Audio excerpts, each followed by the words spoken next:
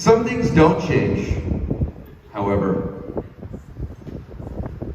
I wait tables. Anybody ever pick up a side gig and then just keep it for 20 years? I thought it was going to be one crazy summer.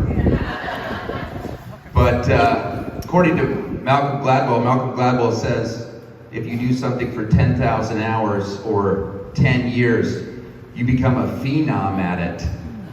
Anybody ever become a phenom at something they never really wanted to do?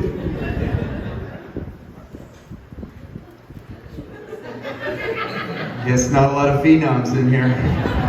Just me. Waiting tables is cool. And for the most part, like, nothing bothers me too much anymore.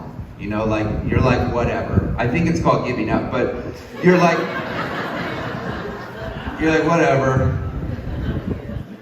But there is, let me tell you, after 20 years, there is one thing that still bothers me when I'm waiting tables. And that is couples that need to break up, but instead decide to come in and have an entire dinner together. These people should not be allowed.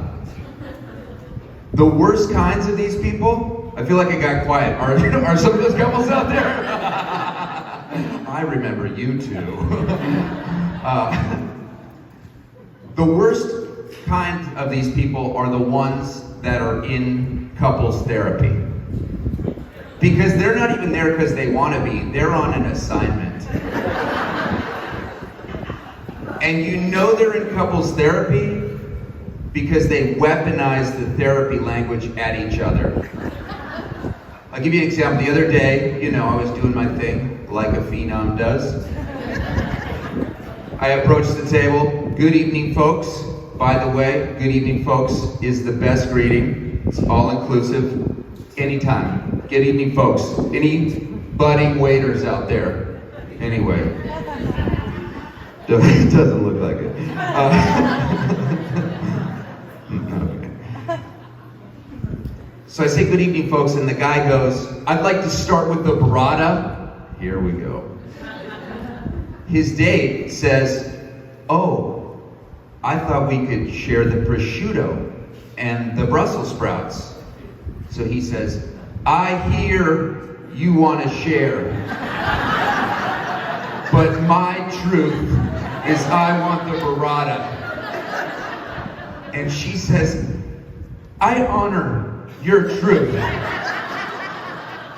But it seems, and I could be wrong, it seems you were insincere when you talked to me about Brussels sprouts prior. And these are just the appetizers, right? So, I say break up, right? Break up. Life's too short to pay good money to have a passive-aggressive dinner. So break up. I'm single. Anybody interested in somebody who doesn't want to do the work? This doesn't work for me. It still works. I'm single, but I'm also in recovery. Yeah, so we'll do the hinge. So, waiter, recovery, turquoise shirt. Swiped correctly. It's just prayer hands in the photos. Come on, give me a shot. Give me a shot. But yes, no, I'm in recovery. I actually just celebrated 10 years of continuous sobriety.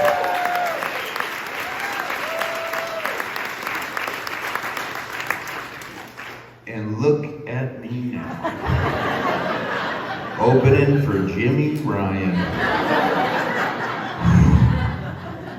The But promises don't always come true.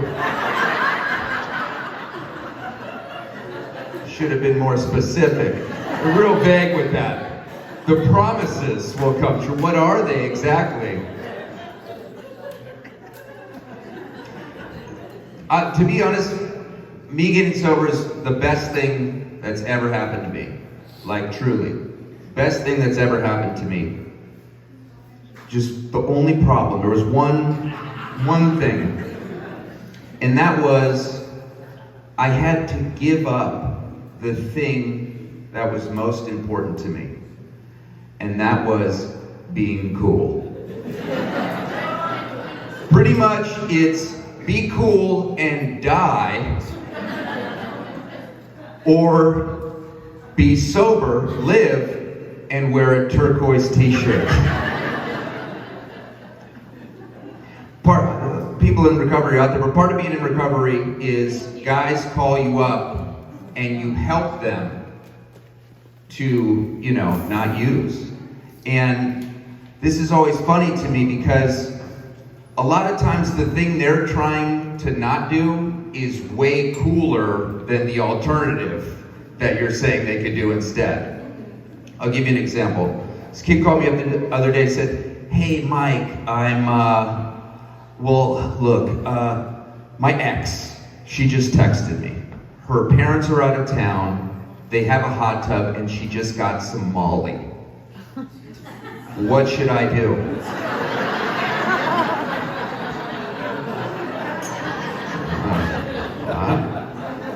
I don't know, bud. Don't you want to wake up tomorrow with a clear head? Me and the fellas were going to go to the diner and get a bunch of coffee. Randy's in the middle of a divorce right now, and he just needs us to listen to him. It's Randy's 4th divorce, but it's his first one in sobriety. He's going to do it right this time. Come on, Randy.